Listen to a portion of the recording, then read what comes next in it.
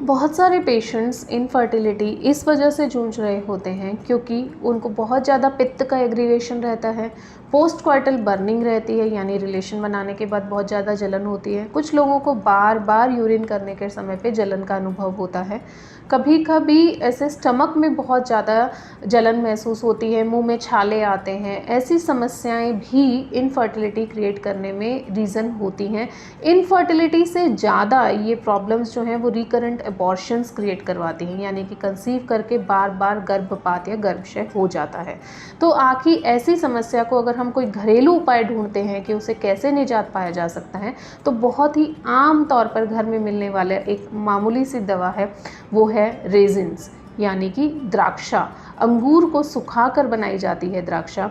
आयुर्वेद में द्राक्षा को द्राक्षा फलोत्तमा बोला गया है, यानी कि फलों में सबसे उत्तम जो है वो द्राक्षा है।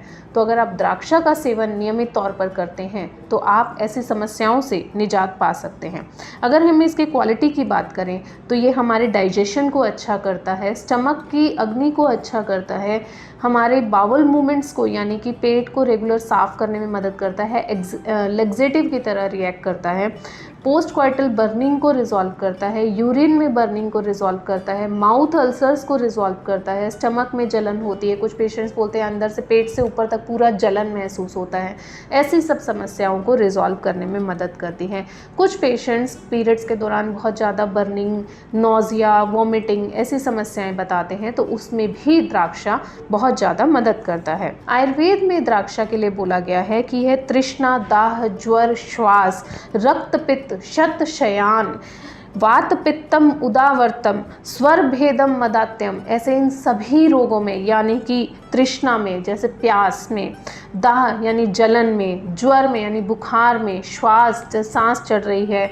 जुकाम हो रहा है, रक्त पित्त की समस्या में जो मेंस्ट्रुअल ब्लीडिंग बहुत हैवी होती रहती है, महीनों महीनों चलती रहती है, 10-10 दिन तक ब्लीड करते रहते हैं, बहुत ज़्यादा वीकनेस फील होती है, पेशेंट बोलता है दिन में 4 बार चक्कर आते हैं, वीकनेस बहुत ज़्यादा रहती है, ऐसी सब समस्याओं को रिजॉल्व करने के लिए द्राक्षा बताई गई है, यानी ये इसके गुण जो हैं वो आयुर्वेद में बताए गए हैं। वात और पित्त दोषा, जो कि हम हर बार बोलते हैं कि इनफर्टिलिटी क्रिएट करने में सबसे बड़े रिस्पॉन्सिबल दोषास हैं, दोनों को बैलेंस आउट करता है।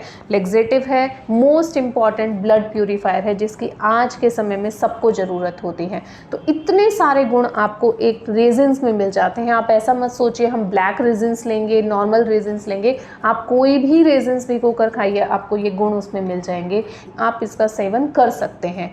पुरुष हो या महिला, जिसको भी ऐसी समस्या है, इनफर्टिलिटी की समस्या में खासकर पित्त दोषा का बैलेंस रहना बहुत इंपॉर्टेंट रहता है, तो आप द्राक्षा का सेवन नियमित तौर पर कर सकते हैं। मैं फिर से बताती हूँ, 10 से 12 द्राक्षा 2 से 3 घंटे भिगोकर आप खा सकते हैं। जरूरी नहीं है कि सिर्फ मॉर्निंग में खाली पेट खाना है, आप इसको दिन में भी किसी समय ले सकते हैं। बस इसको अपने मील का पार्ट ना बनाएं, जब भी लें ऐसे separately as a dry fruit आप उसको ले सकते हैं। धन्यवाद।